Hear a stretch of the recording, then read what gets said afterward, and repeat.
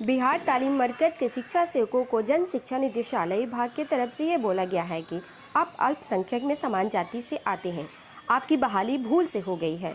समझने की बात यह है कि अगर बहाली भूलवश हुई तो इन लोगों को विभाग ने कई प्रशिक्षण क्यों दिलाया, इनसे कार्य क्यों लिए गए, नियमित मानदेय क्यों मिलता रहा, क्या संबंधित पदाधिकारी बहाली के समय जातीय अभिलेख और प्रशिक्षण तथा मानदेय भुगतान के समय सरकारी कार्य संपादन करने में सक्षम नहीं थे।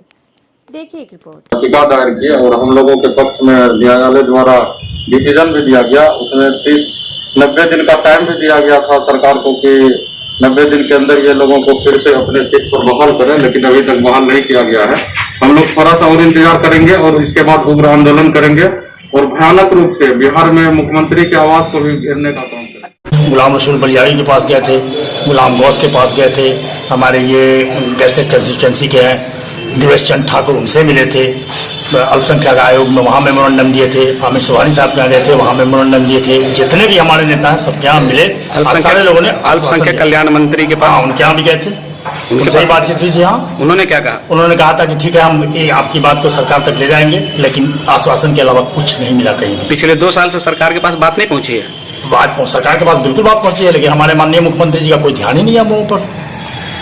और माननीय मुख्यमंत्री जी जब बोलते हैं अपने भाषण में, परसों भी बोले हैं, तो हमने उनका कहना है कि हमारे पास 30,000 टोला सेवक तालीमी मरकज हैं। अभी भी गवर्नमेंट के रिकॉर्ड में हम मौजूद हैं। बिना कोई इसके लेटर के हम लोग वहां से हटाया गया, चयन मुक्त करने का सिर्फ मौखिक आदेश दिया गया। आप लोगों को लेटर भी नहीं मिला है? कोई लेटर नहीं मिला हटाने का, सिर्फ मौखिक आदेश। जब डीपीओ के हम लोग गए, डीपीओ साहब से मिले तो उन्होंने कहा कि मौखिक आदेश है, मौखिक आदेश के अनुसार आपको हटाया जा रहा है। ये कैसी सरकार है कि मौखिक आदेश पर ही सारे डिपार्टमेंट को लेकर के चल रही है। अब तक कोई रिटर्न नहीं है। हम लोगों का पेमेंट बंद है। हम लोग न्यायालय में गए थे, वहाँ हम लोग का मुकदमा चल रहा है। जो जिन लोगों का जजमेंट आया है उन लोगों के साथ भी वही व्यवहार किया जा रहा है जो जिन लोगों का जजमेंट। अक्षर आंचल योजना में कन्वर्ट किया गया। उस अक्षर आंचल योजना का नाम ही है महादलित अल्पसंख्यक एवं अति पिछड़ा अक्षर आंचल योजना। जब इनका कहना हुआ कि भूलवश आपकी बहाली हुई, उसके बाद 2018 में इन्होंने मार्गदर्शिका निकाला। उस मार्गदर्शिका से एवं को हटा दिया गया, जबकि शुरू से लेकर आखिर तक एवं अति पिछड़ा था। उससे पहले अल्पसंख्यक था। अल्पसंख्यक में सभी जाति आते हैं। और उस समय में कहीं कहीं विद्यालय से वंचित बच्चे तो थे, लेकिन अति पिछड़ा एक भी पढ़ा लिखा नहीं था, मैट्रिक पास नहीं था। इसी वजह से उस समिति जब बनी, बहाली जब जिस समिति ने किया, उस समिति ने देखा कि यहाँ अति पिछड़ा का एक भी कैंडिडेट नहीं है और अल्पसंख्यक के दूसरी जाति से हैं और उसी जाति से बच्चे हैं जो विद्यालय से बाहर हैं। और विद्यालय को, स्कूल के विद्यालय के मुख्य धारा से बच्चों को जोड़ना था। सरकार की नीति यही थी। इस नीति में हम लोगों को जोड़ा गया, स्वयंसेवक की बहाली हुई।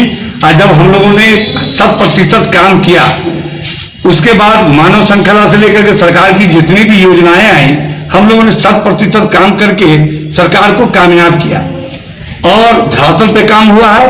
और उसके बाद जब सरकार का मंशा पूरा हो गया, तब देखा इन्होंने कि अब इनकी जरूरत नहीं है, तो एक तुगलकी फरमान जारी करके एवं को हटा दिया मार्गदर्शिका से और अति पिछड़ा कर दिया और हम लोगों को एक साथ हटा दिया। तो अब हटाने के बाद बहुत सारे भाई हमारे ऐसे हैं जो किसी भी नौकरी के लायक रहे नहीं, एक दिन का एक्सपायर कर चुका है और उनके बच्चे इसी पे आश्रित हैं। उसके पास दूसरा कोई ऑप्शन नहीं है। और बहुत सारे लोग तो हार्ट अटैक उनको हो गया, हार्ट की बीमारी हो गई। सिर्फ जो है अति पिछड़ा का है, ये कह करके फरमान जारी जन शिक्षा निदेशालय पटना, ये अपना मुखर आदेश के तहत हम लोग को हटा दिया गया। उनके नियमावली में जो था वो सिर्फ अल्पसंख्यक था, कहीं से नहीं अति पिछड़ा है और पिछड़ा है, अल्पसंख्यक था। अच्छा, अल्पसंख्यक माने सब होता है। अच्छा, आप लोगों को हटा क्यों दिया गया?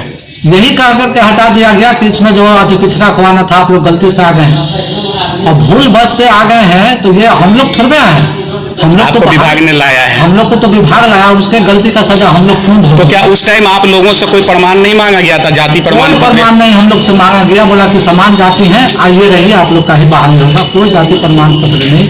उस समय में माननीय APO होते थे उज्जवल सरकार जी, वो हम लोग बहाली किए। अच्छा, 2 दिन का ट्रेनिंग भी दिए, बहुत अच्छा से हम लोग अपना काम किए। 2011 से काम करते, समय समय पर वेतन भी मिल रहा था। समय समय पर हम लोग को वेतन भी मिलते आया। पूरा काम किए। बाल विवाह दहेज प्रथा, शराबबंदी, सरकार के हर कदम में कदम मिलाकर के हमने काम जी बाजपट्टी डॉक्टर रंजू गीता से हम लोग मिल चुके हैं, कितनी बार मिले हैं। अच्छा, लेकिन हम लोग की कोई सुनवाई नहीं हुई है। उन्होंने क्या जवाब दिया? कहा कि ठीक है होगा, लेकिन कहीं कुछ भी नहीं हुआ 2-2.5 साल के अंदर में। लेकिन अब चुनाव का टाइम है, अब वो समय दे रही हैं, लेकिन उनको बाजपट्टी क्षेत्र के हम भी हैं। गौरी मेरा मकान हुआ नानपुर प्रखंड में। क्या नाम हुआ आपका? जकी हैदर खान। अच्छा, लेकिन इस दफे हम लोग पूरे बाजपट्टी के जितने भी सामान्य जाति के लोग हैं उनको इस दफे जो है सबक सिखाते रहे। से मैं यही गुहार लगाना चाहता हूँ कि हम लोगों की मजबूरी, हम लोगों के बाल बच्चे के भविष्य के लिए है, तो हम लोग सरकार के बहुत बड़े आभारी रहेंगे। और सरकार से मेरी यही विनती है कि सरकार आप हम लोगों को लाए थे, लेकिन आपके सरकारी कर्मचारियों द्वारा तुगलकी फरमान जारी करते हुए हम लोगों को सड़क पर ला दिया। और सरकार से यही कहेंगे कि हम लोगों को फिर से इस तालीमी मरकज में लाए और हम लोगों के भविष्य को बनाए।